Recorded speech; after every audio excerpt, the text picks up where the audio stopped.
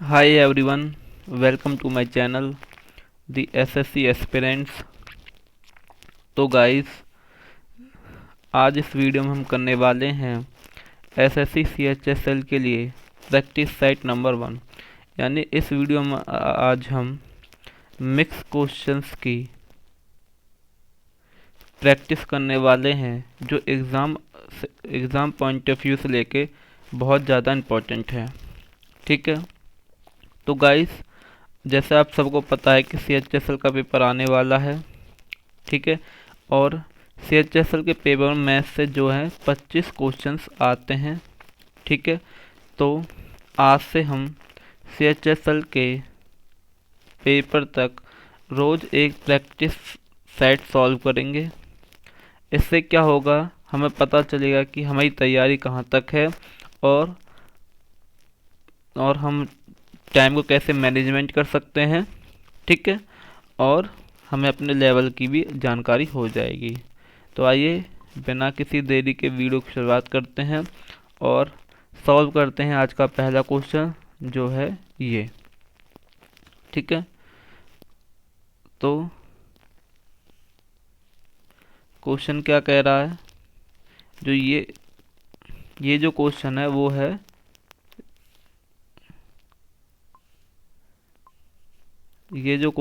है DI से। ठीक है, क्वेश्चन कह रहा है कि दिए गए पाई चार्ट को ध्यानपूर्वक देखिए। ठीक है, तो इसमें हम बेसिकली हमें दिया हुआ है कि जो जो ये पाई चार्ट है, ठीक है भाई, इसकी जो डिग्रियां हैं, जैसे 100 डिग्री, 160 डिग्री, ये जो है वो खर्चे को मेंशन करती हैं। ठीक है, अब ये कह रहा है कि हॉकी पे 100 डिग्री खर्च हुए, क्योंकि ये पाई चार्ट कंप्लीट कितने का होता है। देखो, ये एक सर्कल है और सर्कल कंप्लीट कितने का होता है, 360 डिग्री। ठीक है, ऐसे ही यहाँ पे इसको डिवाइड किया है। ठीक है ना, और जैसे बास्केटबॉल पे 20 डिग्री है, टेनिस पे 35 डिग्री है, फुटबॉल पे यहाँ पे ये 45 डिग्री है। ठीक है, हमसे पूछा है कि अगर फुटबॉल पर 9,000 रुपये व्यय किए जाते हैं तो हॉकी और फुटबॉल से कितना अधिक धन व्यय की गई। ठीक है भाई, तो फुटबॉल पर कितना खर्च किया जाता है, फुटबॉल पे खर्च किया जाता है 45 डिग्री, यानी कि 9,000 किसकी वैल्यू, 9,000 वैल्यू है 45 डिग्री, यानी हम 1 डिग्री की वैल्यू कितनी आ गई, तो आप कह दोगे कि 1 डिग्री की वैल्यू आ गई जी यहाँ से 200 रुपये। ठीक है, इसने हमसे पूछा है हॉकी पर फुटबॉल से कितना अधिक, तो हॉकी पर कितना खर्च किया जाता है, 100 डिग्री, तो फुटबॉल से कितना अधिक डिग्री है, 55 डिग्री अधिक खर्च किया जाता है। ठीक है, तो 55 डिग्री का मान निकालने के लिए इसको 55 से मल्टीप्लाई कर देंगे। ठीक है, तो इसका आंसर कितना आ जाएगा, 55 दूनी 110 और पीछे 2 जीरो, यानी 11,000। तो आंसर नंबर, तो ऑप्शन नंबर 1 हमारा आंसर हो जाएगा। ठीक है, तो इसी के साथ बढ़ते हैं अपने नेक्स्ट सम की ओर, जो है ये। अब ये क्या कह रहा है, ये कह रहा है कि यदि वही कि फुटबॉल पर 9,000 रुपये खर्च किए जाते हैं तो क्रिकेट पर कितना खर्च किया जाता है। ठीक है, तो फुटबॉल पे कितना खर्च किया जाता है, 45 डिग्री। ठीक है, यानी 9,000 की वैल्यू कितनी है, 45 डिग्री। ठीक है, और हमसे पूछे कितने की, 160 डिग्री की वैल्यू, यानी कि 1 डिग्री की वैल्यू कितनी आएगी, 200 रुपये। ठीक है, तो 160 की कितनी हो जाएगी, 16 दूनी 32 और 3 जीरो, यानी कितनी हो जाएगी, 32,000। तो ऑप्शन नंबर सी हमारा आंसर हो जाएगा। तो आइए इसी के साथ बढ़ते हैं अपने नेक्स्ट सम की ओर, जो है ये। तो ये क्या कह रहा है, जो ये वाला क्वेश्चन है वो है पार्टनरशिप से। ठीक है ना, कौन से चैप्टर से है, पार्टनरशिप से। ठीक है, ये कह रहा है कि ए और बी दो पार्टनर्स हैं। ठीक है ना, इन्होंने कैपिटल को क्या बोलते हैं, पूंजी को क्या बोलते हैं, कैपिटल। ठीक है, लगाई कितनी लगाई, 5 × 7। कितने टाइम के लिए लगाई, टाइम का रेशियो में दे रखा है 4, 4:15। ठीक है, तो प्रॉफिट क्या होता है? प्रॉफिट होता है कैपिटल इनटू में टाइम, यानी कि 15 इंटू में 14 रेशो 7 इंटू में 15। ठीक है, तो 7 1 जा 7, 7 2 जा 15, 5 1 जा 5, 5 3 जा 15, यानी कि टोटल इनका प्रॉफिट कितने रेशो है? 5 रेशो। ठीक है, और इनके जो लाभों का अंतर है वो कितना है? वो है 1। तो अब हमें, ठीक है, 5 रेशो है, और इसने हमसे पूछा क्या? हमसे पूछा है इसमें लाभों का अंतर, और लाभों का अंतर कितना भाई? इसको हुए थे 2 लाभ, इसको हुए थे 3 लाभ, कितना है? 1। यानी हमें 1 की वैल्यू निकालनी है, तो इसको 5 से क्या कर देंगे? डिवाइड कर देंगे। 5 9 जा 45। ठीक है, कितना बच गया भाई? 395, और 5 7 जा 35, और 5 9 जा यानी 979। तो ऑप्शन नंबर बी हमारा आंसर हो जाएगा। ठीक है ना, यानी कुल लाभ और इनका अंतर, अंतर एक ही है। ठीक है ना, तो इसी के साथ बढ़ते हैं अपने नेक्स्ट सम की ओर, जो है ये क्या कह रहा है कि 16 आदमी प्रतिदिन 8 घंटे काम करके किसी काम को 18 दिन में पूरा कर सकते हैं, और 32, तो वही 32 बच्चे 6 घंटे काम कर कितने दिन में काम को करेंगे, जबकि 3 आदमी का काम बराबर है 4 बच्चों के, यानी कि 3 मेंस किसके बराबर हैं? 4 चिल्ड्रंस के। तो मैन और चिल्ड्रन की एफिशिएंसी का रेशियो कितना आ जाएगा? ये आ जाएगा 4:3। तो इसमें जो फॉर्मूला लगेगा वो लगेगा MDH, M1D1 H1 बराबर है M2D2 और H2 के। ठीक है, तो 16 व्यक्ति एक दिन में 4 काम करते हैं, 8 इंटू में 18 बराबर हो जाएगा 32 इंटू में 3, क्योंकि 3 इनकी एफिशिएंसी है। ठीक है ना, और 6 घंटे काम करके कितने दिनों में? हमने मान लिया x दिनों में। ठीक है, तो 16 2 जा 32, 2 2 जा 4, और ये कितना हो जाएगा?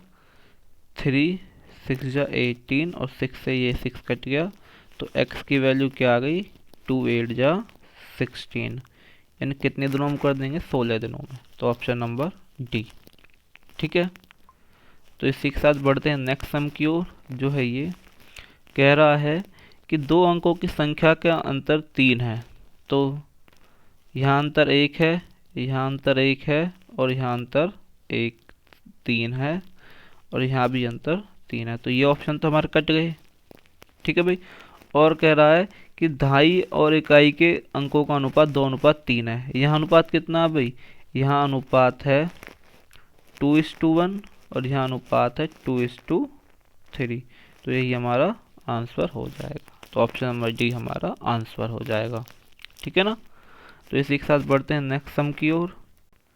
तो इस सवाल में क्या कह रहा है? किसी गांव में पुरुष, महिला तथा बच्चों की संख्या का अनुपात 5:4:3 है। ठीक है, तो मेल मान ली हमने 50, क्योंकि इससे क्या है कि देखो, अगर रेशो में अगर सेम चीज़ करें तो उससे कोई फ़र्क नहीं पड़ता। ठीक है ना, और चिल्ड्रंस कितने हैं? 30। इससे हमारा फ़ायदा क्या है कि हमें इनके जो परसेंटेज हैं वो निकालने आसान हो जाएंगे। ठीक है, तो देखो इन सवालों में क्या दे रखा है? हमें दे रखा है साक्षर दर की परसेंटेज, और हमसे पूछा क्या है? निरक्षर। तो हम क्या कर रहे हैं? हम इनके निरक्षर ही निकालेंगे।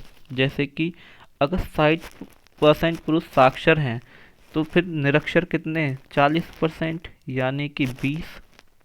ठीक है भाई, 50 का 40% क्या होता है? 20। देखो 5 की 50 इंटू में 40 और परसेंटेज हटाने के लिए बटे में 100। तो 1 जीरो से 1 जीरो, 1 जी से 1 जीरो, ठीक है। तो 5 चौक कितने आ गए? 20, ठीक है। ऐसे ही अगर महिलाएं 40% साक्षर, सॉरी, महिलाएं 80% साक्षर है तो निरक्षर कितनी है? 20%, ठीक है। यानी कितनी? 8, ठीक है। और अगर बच्चे, सॉरी यहाँ पे ये कितना है, ये यहाँ पे है 40% मिला है, तो यहाँ पे तो कितना आएगा? 60%, तो कितना आ जाएगा? 24, ठीक है। और अगर 80% बच्चे साक्षर हैं तो निरक्षर कितने हैं? 20%, तो कितने हैं? 6। तो कुल मिला के कितने आ गए? ये आ गए 50। यानी 50 लोग निरक्षर हैं। और कितने पर हैं? 50 और 40, 90 और 30, 120, ये आ गई टोटल। और परसेंटेज के लिए 100। तो 1 जीरो से 1 जीरो, ठीक है। 2 छक्के 12, 25, 2 तिया 6 और 5, यानी 125/3%, यानी कि 41 सही 2/3, यही हमारा आंसर है, ठीक है। तो इसी के साथ बढ़ते हैं अपने नेक्स्ट सम की ओर, जो है ये, ठीक है। अब ये क्या कह रहा है कि 80 लीटर दूध और पानी के मिश्रण में 15% पानी है, ठीक है। तो कितना पानी मिला दिया जाए कि जिससे पानी 20% हो जाए? देखो, इन सवालों करने का बेस्ट तरीका क्या होता है कि हम उसे पकड़ते हैं, चेंज नहीं हो रहा। तो क्या चेंज नहीं हो रहा? दूध चेंज नहीं हो रहा। यानी कि अगर अब 80 लीटर दूध में कितना, सॉरी 80 लीटर मिश्रण में कितना दूध है? दूध है 85%, ठीक है। वो बराबर होगा, पानी मिलाने के बाद कुछ एक्स मिश्रण हो जाएगा उसके। देखो, पानी 20% हुआ है लेकिन दूध तो कुछ नहीं हुआ, यानी दूध क्या है? 80% दूध हमारे पास इसमें भी होगा, ठीक है। तो परसेंटेज से परसेंटेज कट गया, 80 से 80 कट गया, और x की वैल्यू क्या आ गई? 85। यानी अब मिश्रण कितना हो गया? 50 लीटर। तो कितना बढ़ गया है? 80 था, 80 से 85 हो गया, यानी 5 लीटर बढ़ गया। तो बी ऑप्शन हमारा राइट हो जाएगा, ठीक है। तो इसी के साथ बढ़ते हैं नेक्स्ट सम की ओर, जो है ये, ठीक है। अब ये क्या कह रहा है? ये कह रहा है किसी वस्तु के अंकित मूल्य पे 10% कमीशन देकर दुकानदार को 30% लाभ होता है, ठीक है। तो सीपी और एमपी का रेशियो क्या होता है? ये होता है 100 माइनस डिस्काउंट परसेंट, और ये होता है 100 प्लस प्रॉफिट परसेंट, ठीक है। यानी कि 10% दिया था कमीशन, यानी डिस्काउंट दिया था, तो सीपी कितना हो जाएगा? 90, और एमपी कितना हो जाएगा? 130, ठीक है। कितना हो जाएगा? 130। अब ये कह रहा है यदि कमीशन 20% बढ़ा दिया जाए, ठीक है, 10 से कितना कर दिया है? 30, तो वस्तु पर लाभ प्रतिशत बताइए, ठीक है भाई। अगर 30% छूट दे दी जाएगी तो हम कितना बेच रहे हैं? 70%, यानी कि 13 सत्ते 91, यानी 90 की चीज़ हम कितने की बेच रहे हैं? 91 की। तो एक का लाभ कमा रहे हैं कितने पे? 90 पे। तो परसेंटेज के लिए 100, यानी कितना आ जाएगा? 10/9, यानी एक सही 1/9%। कितना आ जाएगा? एक सही 1/9%। तो यही हमारा आंसर हो जाएगा, ठीक है। तो इसी के साथ बढ़ते हैं अपने नेक्स्ट सम की ओर, जो है ये। तो देखिए, ये सवाल क्या कह रहा है कि 7400 रुपये की राशि साधारण ब्याज पर 5 वर्षों में 8100 हो जाती है, तो ब्याज की दर को कितना कम कर दिया जाए ताकि मिश्रित धन बस 7545 प्राप्त हो? देखो, इस सवाल को करने का सबसे हम क्या करेंगे? बेसिक तरीके करेंगे, ठीक है भाई। देखो, जब 7400 रुपये की राशि 8100 हुई है तो हमें पता है कितनी बढ़ी है? 700 रुपये बढ़ी है, ठीक है। 700 रुपये किस पे बढ़ी है? 7400 पे। कितने टाइम के लिए? 5 टाइम के लिए, 5 सालों के लिए। और परसेंटेज के लिए क्या लगा देंगे 100। ठीक है, तो 2 जीरो से 2 जीरो कट गई, 5 एकम 5, 5 से कितनी, तो 5 से इसको काटेंगे, 5 से कट जाएगा ये 140 बार, और 2 से कितनी बार कट जाएगा, 2 तिया 6, 2 सत्ते 14, और ये 70 बार।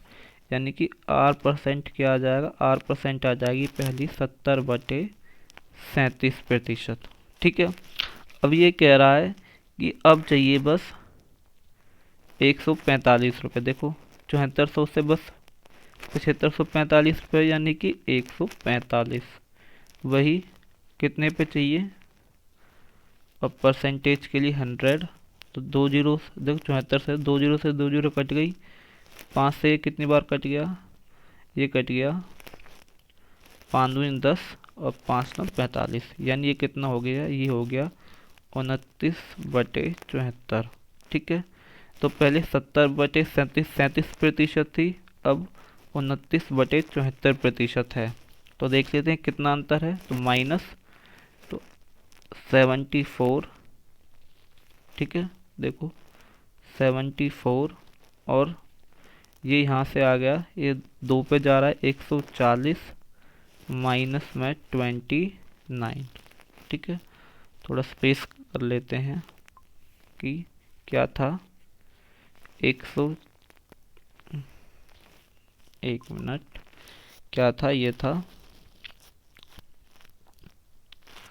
70/37 माइनस में 29/74, तो 74, तो 140 माइनस में 29 किसके बराबर आ गया, ये बराबर आ गया 111/74, और ये लगभग आ गया कितना, ये लगभग आ गया 1.5%। ठीक है, तो ऑप्शन नंबर बी ही हमारा आंसर हो जाएगा। ठीक है, तो इसी के साथ बढ़ते हैं अपने नेक्स्ट सम की ओर, जो है ये।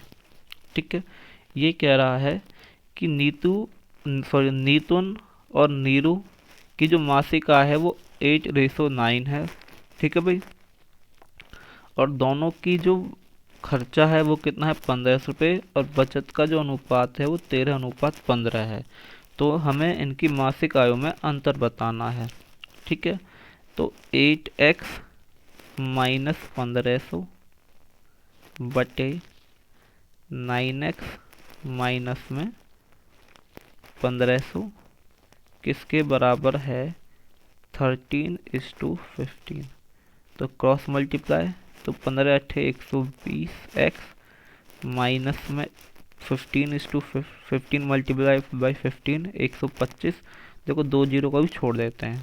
ठीक है, ये बराबर है ये कितना है 117x, 13 नंबर 117, और 13 पंजे 65, 65 का 5 हंस लगी 6, और 13 कम 13, 13 और 6 19, 195। ठीक है, तो इसको यहाँ पे लेंगे तो कितना बचेगा 3x, और यहाँ पे कितना बचेगा, यहाँ पे बचेगा 30। ठीक है, 5 में 5 गई तो 0, और सॉरी ये यहाँ पे कितना आएगा 225। ठीक है भाई, 15 की मल्टीप्लाई 15 से, तो 15 का स्क्वायर कितना होगा 225, तो 5 में से 5 गई तो 0, 12 में से 9 गई तो 3। ठीक है, तो और x की वैल्यू यहाँ से क्या आ गई 10। ठीक है, और यही हम दोनों का अंतर उसने पूछा था, बस इसके आगे हमने 2 जीरो छोड़ दी थी, वो हमने यहाँ पे लगा दी, यानी x की वैल्यू क्या आ गई 1000। ठीक है, तो दोनों में अंतर कितना है, दोनों के आय में 1000 रुपये। ठीक है, तो इसी के साथ बढ़ते अपने नेक्स्ट सम की ओर, जो है ये। ठीक है, तो हमें क्या करना है, इसमें हमें अभाज्य गुणनखंडों की संख्या बतानी है। तो इन सब को पहले हम क्या करेंगे, अभाज्य संख्याओं में कन्वर्ट करेंगे। जैसे इसको मैं लिख सकता हूँ 5 की पावर 11 इज टू 5 की पावर 11। ठीक है भाई, इसको मैं क्या लिख सकता हूँ 5 की पावर 6 इन 2 में 2 की पावर 6। ठीक है, इसको मैं क्या लिख सकता हूँ 7 की पावर 5 इन 2 में 2 की पावर 5। तो ये कितने हो गए, तो ये हो गए 11 plus 11 plus 6 plus 6 plus 5 plus 5। ठीक है, तो ये हो गए 22 और 10 32 और 12 44। तो कितने हो गए? 44। और यही हमारा आंसर है। ठीक है, तो इसी के साथ बढ़ते हैं अपने अगले सवाल की तरफ, जो है ये। ठीक है, ये क्या कह रहा है कि 35 लीटर दूध में दूध और 35 लीटर के मिश्रण में दूध और पानी का जो अनुपात है वो 7:2 है। यानी कितना है? 9। और 9 रेशियो की वैल्यू यहाँ ये 45 दे रखी है, तो एक रेशियो की वैल्यू कितनी आ गई? 5। यानी कि 35 लीटर दूध है और 10 लीटर पानी है। अब 5 लीटर पानी ऐड कर दिया। लो जी, ऐड कर दिया तो कितना हो गया? 35:15। तो हमसे इसका अनुपात पूछा है, तो 5 से कट रहा है, 5 सत्ते 35 और 5 तिया 15। तो क्या हो गया? 7:3। तो ये और ए ऑप्शन हमारा राइट हो जाएगा। ठीक है, आसान सवाल। तो इसी के साथ बढ़ते अपने नेक्स्ट सम की ओर, जो है ये। ठीक है, ये क्या कह रहा है कि किसी संस्थान में पुरुष और महिला कर्मचारियों की संख्या का अनुपात 8:5 है। ठीक है, मेल इज टू फीमेल कितना है? ये है 8:5। ठीक है, तो वही मैंने कहा था, अगर परसेंट निकालना हो तो यहाँ पे एक जीरो और बढ़ा देते हैं। ठीक है, अब ये कह रहा है कि 20% पुरुष निरक्षर हैं और 25% महिलाएं निरक्षर हैं। ठीक है, तो हमें साक्षर पुरुषों की संख्या बतानी है, जबकि साक्षर महिलाओं की संख्या हमें 750 दे रखी है। ठीक है, तो अगर 25% महिलाएं निरक्षर हैं तो साक्षर कितनी है? 75%। तो 50 का 75% क्या हो जाएगा? 5 तिया 15 और 25 चौके 100। यानी कि 150/4। और 150/4 की वैल्यू क्या दे रखी है? 750। यानी ये कितनी बार कटेगा? 5 टाइम। यानी एक रेशियो की वैल्यू क्या आ गई? एक रेशियो की वैल्यू आ गई 20। और हम बतानी किसकी? हम बतानी है साक्षर पुरुषों की। और अगर निरक्षर पुरुष 20% है तो साक्षर कितने हैं? 80%। और 80% किसका? 80 का। यानी कितना हो गए? जीरो से यहाँ जीरो कट, दोनों जीरो कट गए, क्योंकि परसेंटेज के लिए बटे में 100 लेते हैं, तो एक जीरो से एक जीरो कट जाएगी और एक जीरो यहाँ कट जाएगी। यानी 8×8 64। अगर एक रेशियो की वैल्यू 20 है तो 64 रेशियो की वैल्यू कितनी आ जाएगी? 2 चौक 8 और 2 छक्के 12, यानी 1280। तो ए ऑप्शन हमारा राइट हो जाएगा। ठीक है, तो इसी के साथ बढ़ते हैं नेक्स्ट सम की ओर, जो है ये कह रहा है किसी छात्रावास में 150 छात्रों के लिए 30 दिन का भोजन था। ठीक है, अब ये कह रहा है कि 10 दिन बाद 30 छात्र चले गए तो शेष भोजन कितने दिन चलेगा। ठीक है, तो इसको करने का तरीका कि 150 लोगों का 20 दिन का भोजन अब 130 लोगों के कितने दिन के लिए चलेगा। तो दिन हमने कितने मान लिए? x। ठीक है भाई, तो 20 30 चले ना तो 120। ठीक है ना, तो 20 सिक्के 120 और 6 से कितनी बार कट गया? 6 दूनी 12 और 6 पंजे 30। यानी x की वैल्यू कितनी आ गई? 25 डेज। ठीक है, तो सी ऑप्शन हमारा राइट हो जाएगा। तो इसी के साथ बढ़ते हैं नेक्स्ट सम की ओर। अब ये क्या कह रहा है? यदि किसी वर्ग का विकर्ण दुगना कर दिया जाए। ठीक है, तो ये कोई वर्ग है। ठीक है भाई,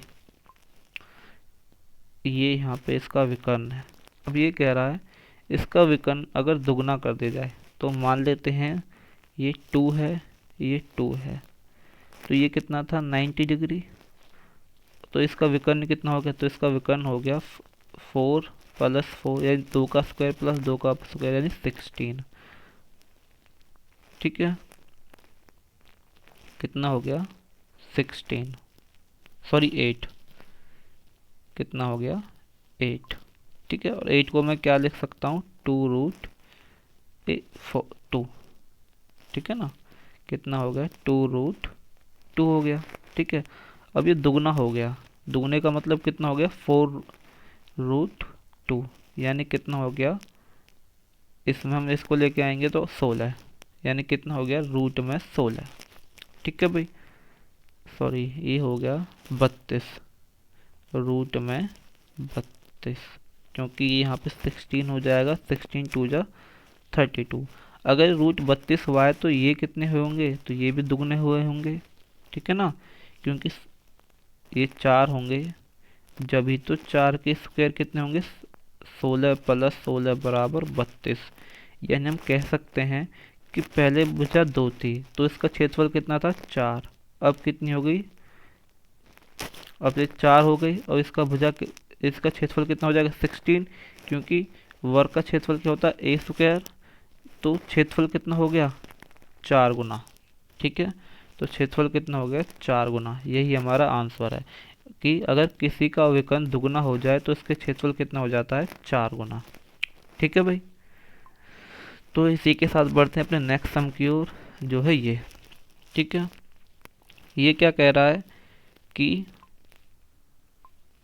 एक सर्कल है, ठीक है, और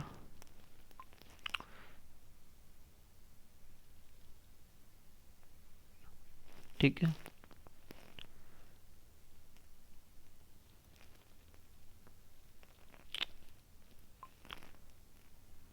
ठीक है, ये कुछ दे इसकी प्रॉपर्टी दे रखी है। प्रॉपर्टी में इसमें क्या करा कि जो ए ओ है, यानी ए ओ एम सी है, ओ ए बराबर है ए सी के। ठीक है, क्योंकि इन दोनों की वैल्यू कितनी है 3 और 3। अगर ये दोनों बराबर हैं तो ये भी बराबर होगा, क्यों, देखो ये दोनों बराबर हैं क्योंकि ये दोनों जो है वो रेडियस हैं। ठीक है, और ये इसके बराबर दे रखा है, तो ये तीनों क्या हो गई, ये तीनों आपस में, ये तीनों एंगल जो तीनों साइड्स हैं वो बराबर हो गई, यानी एक कैसा ट्रायंगल हो गया ओ ए सी, कितना हो गया, ये हो गया इक्विलेटरल ट्रायंगल। क्यों, क्योंकि देखो ओ ए और ओ सी बराबर, क्यों, क्योंकि रेडियस हैं, और ओ ए बराबर ए सी के है, ये सवाल में हमें दे रखा है। ठीक है, तो ये तीनों साइड बराबर हो गई। ठीक है, अगर ये तीनों साइड बराबर हो गई तो एक कैसा ट्रायंगल बन गया, एक इक्विलेटरल ट्रायंगल बन गया। और एक इक्विलेटरल ट्रायंगल्स के एंगल्स का सम एक साइड 180 डिग्री होता है, सारे एंगल कितने के होते हैं 60 डिग्री के। ठीक है, और हमें पता चल गया यहाँ पे ये एंगल ओ कितना है 60 डिग्री, और हमें एंगल बताना है ए बी सी, यानी ये वाला एंगल। तो आपको पता है कि एक थ्योरम है, वो क्या कहती है कि जब भी किसी आर्क द्वारा, ठीक है, रेडियस पर बना कौन अगर 2 थीटा है तो उसी आर्क द्वारा सरकमफ्रेंस से बना कौन कितना होगा थीटा। ठीक है, और यहाँ 2 थीटा की वैल्यू क्या दे रखी है 60 डिग्री, तो थीटा की वैल्यू क्या आ गई 30 डिग्री। ठीक है ना, तो ये वाला एंगल कितना हो जाएगा, ये वाला एंगल हो जाएगा 30 डिग्री। ठीक है, तो इसी के साथ बढ़ते हैं नेक्स्ट सम की ओर, जो है ये कह रहा है कि x square minus root 16 plus 1 बराबर 0 है, तो हमें ये वाली वैल्यू बतानी है। ठीक है, तो हम क्या करेंगे, हम पहला काम करेंगे कि इन सबको एक्स से मल्टीप्लाई कर देंगे, डिवाइड कर देंगे। ठीक है, तो इससे इसकी पावर कट गई, एक्स से ये कट गया, यानी ये आ गया x minus root 16 plus 1/x बराबर 0। ठीक है, इसको हम माइनस रूट 68 को इधर साइड भेज देंगे, तो ये आ जाएगा x प्लस 1/x बराबर रूट 16। ठीक है, लेकिन हमें वैल्यू किसकी बतानी है, x की माइनस 1/x की, तो वो क्या होती है, वो होती है अंडर रूट ए स्क्वायर माइनस 4, यानी a क्या होती है ये वाली वैल्यू, तो ये क्या हो जाएगी रूट 16 का स्क्वायर माइनस 4, तो स्क्वायर से रूट कट गया, यानी ये क्या आ गया 64, और रूट 64 क्या होता है 8। ठीक है, और यानी कि ये इसका आंसर क्या हो गया 8। ठीक है, तो इसी के साथ बढ़ते हैं नेक्स्ट सम की ओर, जो है ये क्या कह रहा है, किसी धनराशि पर 8 वर्षों और 10 वर्षों के साधन ब्याज का अंतर 200 रुपये है। अगर ब्याज की परसेंट 10% वार्षिक हो, यदि ब्याज की दर 10% वार्षिक हो तो मूलधन कितना है। ठीक है भाई, यानी कि अगर 10% वार्षिक है तो 8 वर्षों में कितना ब्याज होगा, 80%, और 10 वर्षों में 100%। तो कितने का अंतर है, 20% का, और 20% का अंतर ही किसके बराबर है, 200 रुपये के। ठीक है, तो 100% मूलधन होगा तो 100% क्या हो जाएगा, इसको भी 5 से मल्टीप्लाई कर देंगे, इसको भी, यानी 100% किसके बराबर हो जाएगा, 1000 रुपये के। और यही हमसे पूछा और यही हमारा आंसर है। ठीक है ना। तो इसी के साथ बढ़ते हैं नेक्स्ट सम की ओर, जो है ये देखो, वैसे तो एक डायरेक्ट रिजल्ट है कि जब भी कॉस ए और कॉस स्क्वायर ए बराबर 1 हो तो साइन स्क्वायर ए और साइन की पावर 4a हमेशा 1 होगा। क्यों होगा, देखो कि देखो ये हमें दे रखा है कॉस स्क्वायर ए बराबर 1, तो हमें पता है कि एक आइडेंटिटी होती है sine square theta plus cos square theta is equal to 1। तो इसको हम यहाँ पे पुट करेंगे। ठीक है, ये हो जाएगी cos A plus cos square ए बराबर साइन स्क्वायर ए प्लस कॉस स्क्वायर ए। तो कॉस स्क्वायर से कॉस स्क्वायर ए कट गया, यानी कॉस ए की वैल्यू क्या आ गई, तो कॉस ए किसके बराबर हो गया, कॉस ए बराबर हो गया साइन स्क्वायर ए के। और ऐसे ही मैं अगर बोथ साइड स्क्वायर कर दूंगा, ठीक है, तो कॉस स्क्वायर ए बराबर हो जाएगा साइन की पावर 4a के। ठीक है, तो कॉस ए बराबर है साइन स्क्वायर ए के और कॉस स्क्वायर ए बराबर है साइन की पावर 4a के, यानी कि तो इसका आंसर भी क्या आ जाएगा, 1। और यही हमारा आंसर है। तो ऑप्शन नंबर 1 हमारा राइट हो जाएगा। देखो ये मैंने प्रूव करके दिखा दिया और आप चाहे तो इसे हमेशा याद भी रख सकते हो। ठीक है, तो इसी के साथ बढ़ते हैं नेक्स्ट सम की ओर, जो है तो देखिए ये दे रखा है 7 cos square theta plus 3 sign square theta किसके बराबर है, 4 के। ठीक है, तो देखो इस 7 कॉस स्क्वायर थीटा को ब्रेक कर सकता हूँ 4 कॉस स्क्वायर थीटा, ठीक है भाई, 3 कॉस स्क्वायर थीटा प्लस 3, कोई बात नहीं फिर से यहाँ पे लिख लेते हैं। ठीक है, तो इसको मैंने ब्रेक किया था 4 cos square theta plus 3 cos square theta plus 3 sign square theta बराबर है 4। ठीक है, अगर मैं 3 कॉमन ले लूँ तो ये बचेगा 3 कॉस स्क्वायर थीटा और साइन स्क्वायर थीटा। और पहले मैं बताया था cos square theta plus sign square theta किसके बराबर होता है, 1 के, यानी इसकी जगह मैं क्या पुट कर सकता हूँ, 1। ठीक है, तो ये बच जाएगा 4 कॉस स्क्वायर थीटा बराबर, अब देखो ये 3 बन जाए 3 और ये यहाँ जाकर क्या हो जाएगा -4 में से 3 गए तो कितने बचे, 1। तो कॉस स्क्वायर थीटा किसके बराबर आ गया, 1/4 के। ये पूरा मल्टीप्लाई में अब यहाँ जाकर किस में हो जाएगा, डिवाइड में। ठीक है, तो कॉस थीटा क्या बचा, तो इस और जब इस स्क्वायर को यहाँ ले जाएंगे तो ये किस में चेंज हो जाएगा, रूट में, यानी 1/4, यानी कितना हो जाएगा 1/2। तो कॉस थीटा 1/2 कितने पे होता है, ये होता है 60 डिग्री पे। ठीक है, और हमसे पूछा है टेन थीटा, तो थीटा की वैल्यू 60 डिग्री है, तो टेन 60 की वैल्यू क्या आ गई, टेन 60 की वैल्यू आ गई √3। और यही हमारा आंसर है। ठीक है, कुछ नहीं किया हमने, इसको ब्रेक किया। ठीक है, फिर यहाँ से 3 कॉमन ले लिया तो ये बच गया cos square theta plus sign square theta, ये किसके बराबर होता है, 1 के। जब इसको पुट किया तो यहाँ बच गया 4 कॉस स्क्वायर थीटा प्लस 3 बराबर 4। 3 को जब उधर साइड ले गया तो ये माइनस हो गया, यहाँ पे क्या बच गया 1। ठीक है, तो कॉस स्क्वायर थीटा किसके बराबर आ गया, 1/4 के, और कॉस थीटा किसके बराबर आ गया,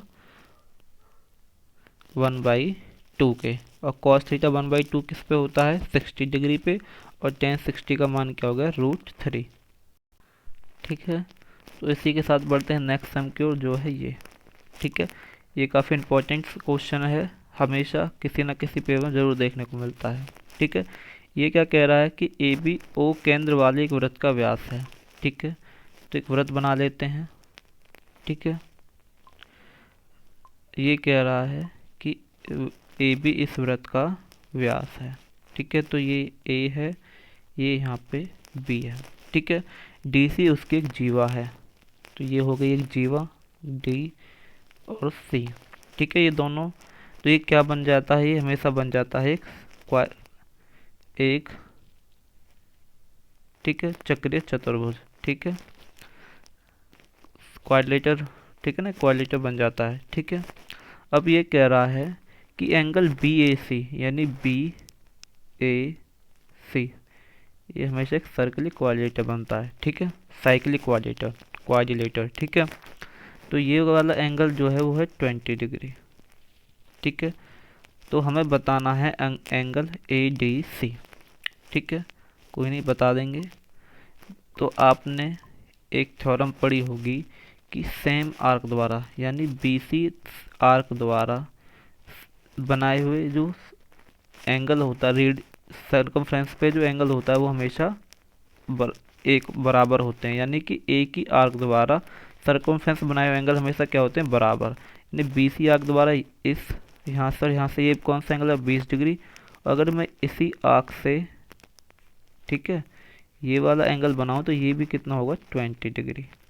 ठीक है, और एक थ्योरम और होती है, वो क्या कहती है, वो कहती है कि रेडियस की डायमीटर के द्वारा सर्कल के सर्कमफ्रेंस से बना एंगल हमेशा कौन सा होता है 90 डिग्री होता है।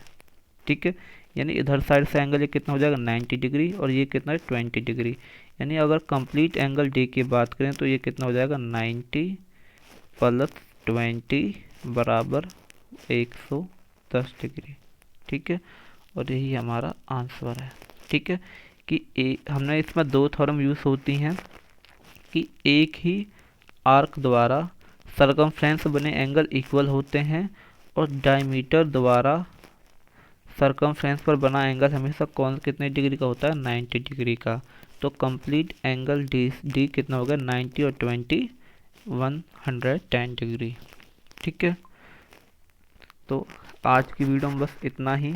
अगर आपको मेरा काम पसंद आया हो तो वीडियो को लाइक करें। अगर आपको किसी भी क्वेश्चन में डाउट है तो कमेंट करें, अपने दोस्तों के साथ शेयर करें, और मेरे चैनल को सब्सक्राइब करना ना भूलें। तो मिलते हैं अगले सेशन में, तब तक के लिए बाय बाय, टेक केयर, मेहनत करते रहिए।